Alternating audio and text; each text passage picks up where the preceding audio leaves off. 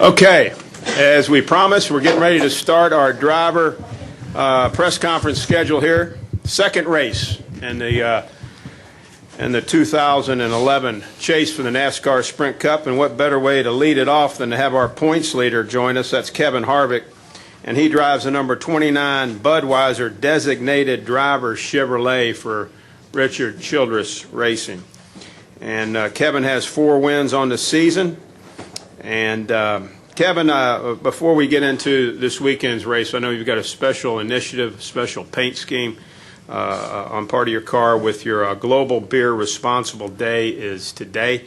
Maybe talk a little bit about that, trying to be responsible, Anheuser-Busch and the initiative that they're taking in that leadership role. Yeah, it's kind of a neat deal to be a part of a day like this. All the Anheuser-Busch employees will be going to restaurants, bars, all the different places to spread the word and just spread the importance of everybody being responsible as they're having a good time and designating a driver to take care of the people on our roads and yourself. So it's a great initiative and glad to be a part of it.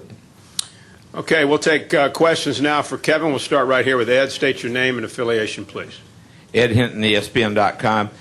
Kevin, how significant is it from the mental, mind game standpoint, math standpoint, and everything that you, of the top seeds, stayed up there and just about everybody around you that was top seeded fell pretty significantly last week? Is that a major thing at the outset this early? I think anything you can do that's better than everybody else at this point is a good thing.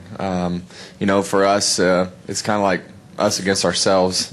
You don't want to beat yourself in the first week. You don't want to do anything to take yourself out of the hunt. And I think last week, you had to take a risk to be a part of the race in the first place. I mean, there was no way that you could just pit under green and come in and lose a lap and you're going to wind up with a bad finish anyway. So obviously it was a good start. It was almost identical to the way that it played out last year's start to the chase with everybody running out of gas here last year and some guys making it. So it's kind of ironic that you go from a mile racetrack to a mile-and-a-half racetrack and you have a very similar situation, but just glad that it all worked out because you can put yourself in a hole, but we feel good about the way that it shook out.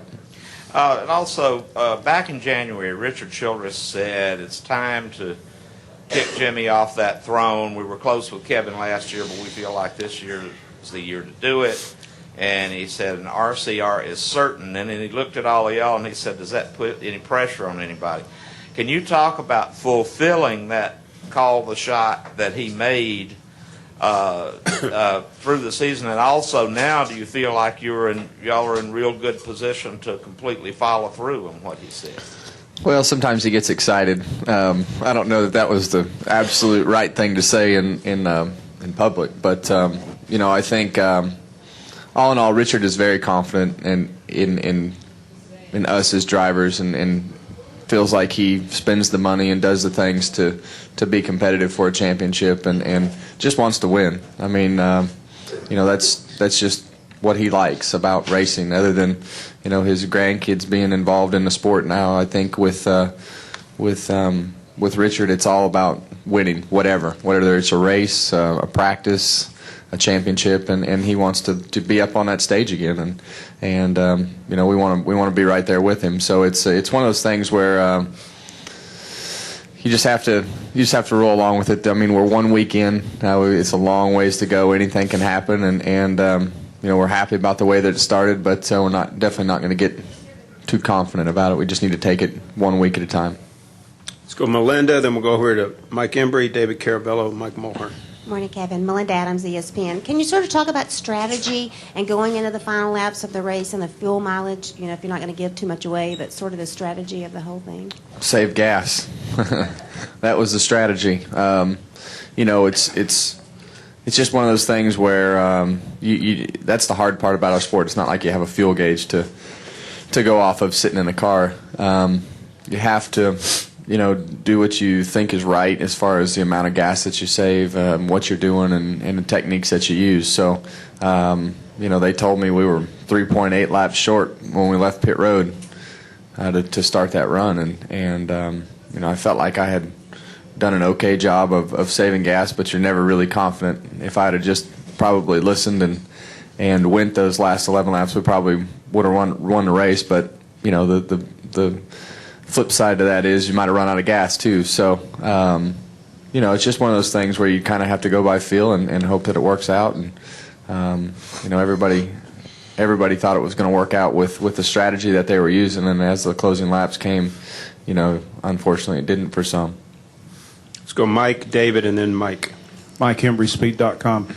Kevin, without giving away company secrets, can you talk about the saving fuel techniques and some guys cutting off engines, feathering back the throttle, whatever, or a combination of those?